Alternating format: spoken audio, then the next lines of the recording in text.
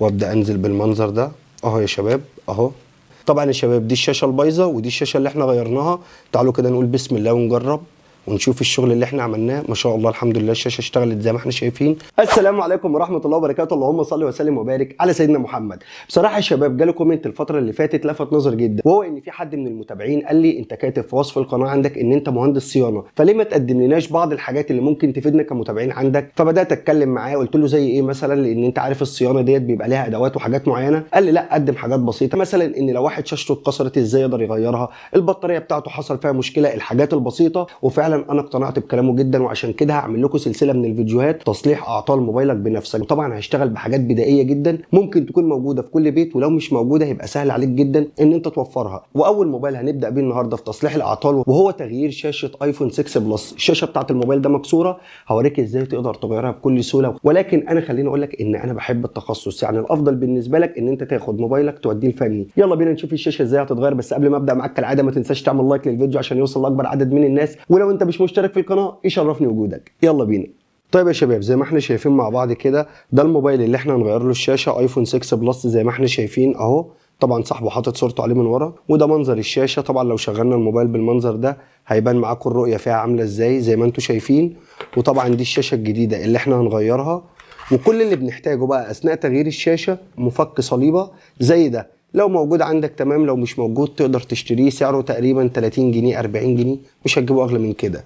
ولكن للايفون، للموبايلات الايفون بس هنزود عليهم مفك زي ده اسمه نجمه، بنحتاجه في ان احنا نفك المسمارين اللي تحت، وده للايفون بس. لكن لو موبايل اندرويد انت مش هتحتاج غير مفك صليبه. طيب انا الموبايل اللي جاي لي اصلا اوريدي المسمارين اللي تحت مش موجودين فيه، هي حاله الموبايل متبهدله شويه، ولكن طبعا لو موجودين هنحتاج نفك المسمارين دول بالمفك ده. طيب كده المفك ده احنا مش محتاجينه بما ان المسامير مش موجوده. وهتحتاج كمان معاك بس قطعه بلاستيك زي ما انت شايف بالمنظر ده، تكون رفيعه او فتاحه معدن بالمنظر ده. انا هبدا اعمل ايه؟ هنعتبر دلوقتي ان احنا فكينا المسمارين دول، هجيب القطعه البلاستيك دي زي ما احنا شايفين كده مع بعض، وابدا احطها بالمنظر ده كده، وابدا ارفع لفوق بالراحه جدا بدون اي تسرع زي ما انت شايف. وببدا ارفع الشاشه لان هي اصلا كليبسات. طيب زي ما احنا شايفين كده مع بعض يا شباب، هبدا ارفع الشاشه اهو. بدات ارفع الشاشه، اترفعت معايا بالمنظر ده زي ما احنا شايفين. وببدا بالراحه كده اسحب الشاشه لتحت واطلع لفوق بالراحه، سحبه بسيطه جدا عشان يبان معايا المنظر ده اهو. الشاشه دي بتترفع لفوق يا شباب. بص بقى، المفروض ان هنا كده بيبقى فيه غطا اصلا قافل على الكونفرت بتاع البطاريه. اول خطوه تعملها طبعا بما ان الغطا مش موجود، لو موجود هنفك المسمار اللي هنا واللي هنا ونشيل الغطا خالص. اول حاجه بنعملها، انا هقوم عامل كده رافع الكونفرت بتاع البطاريه بالمنظر ده كده، انا شلت البطاريه خالص. ودي اول حاجه لازم تعملها، لازم تفصل الكهرباء نهائي عن الموبايل قبل ما تشتغل عليه.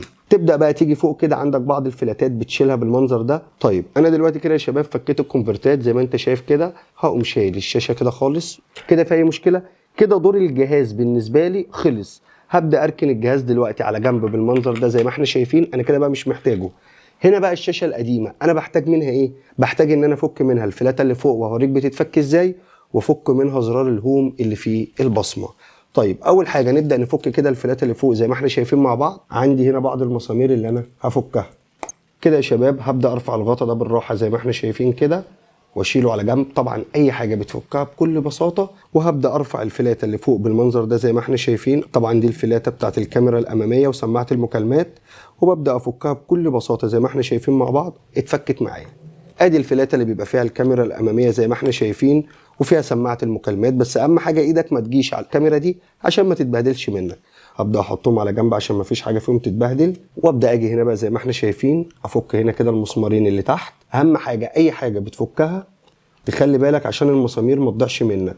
وابدا اشيل المسامير كده زي ما احنا شايفين والغطا. وعندي هنا بقى الكونفرت الخاص بزرار الهوم، ابدا افكه بالراحه جدا عشان ما تقطعش مني.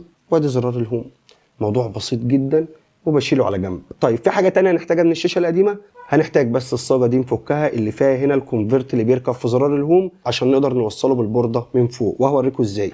بيبقى عندي هنا كده 3 مسامير في الجنب ده و3 مسامير في الجنب ده، هنفكهم مع بعض كده سريعا. لو عملت كده اتشالت معايا. طبعا دي كده الشاشه القديمه انا مش محتاج منها اي حاجه تاني، وابدا اشيل الشاشه دي دلوقتي على جنب، وابدا اجيب الشاشه الجديده بالمنظر ده. طبعا الشاشه الجديده انت لازم تجربها قبل ما تركبها، ولكن انا كنت مجرب الشاشه دي.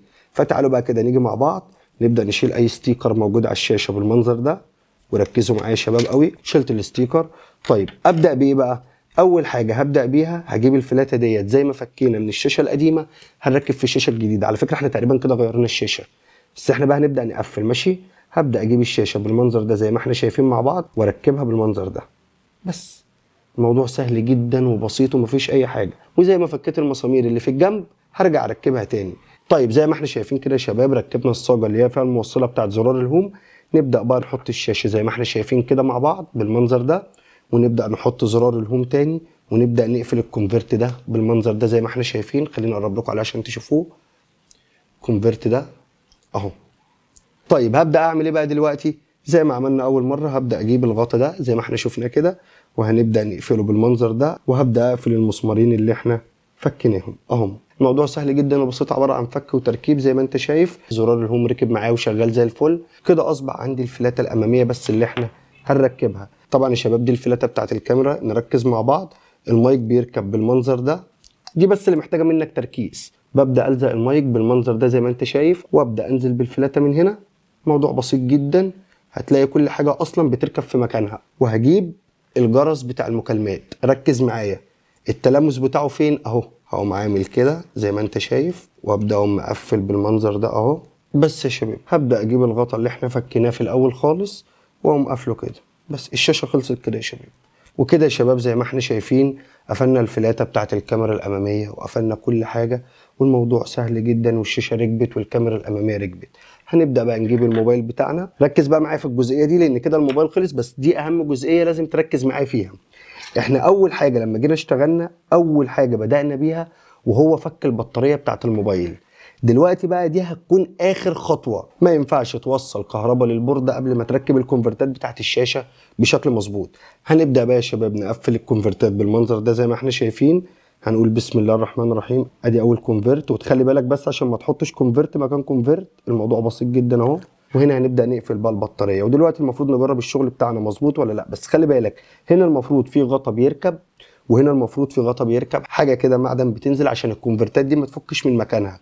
ولكن هي مش موجوده دلوقتي اصلا في الجهاز، يعني هي جايه من غير الجهاز. فانا قلت اغير الشاشه، وبكره قبل ما اسلم العميل الموبايل انا هركب له من عندي من المكان بتاعي الغطيان اللي بتبقى موجوده هنا.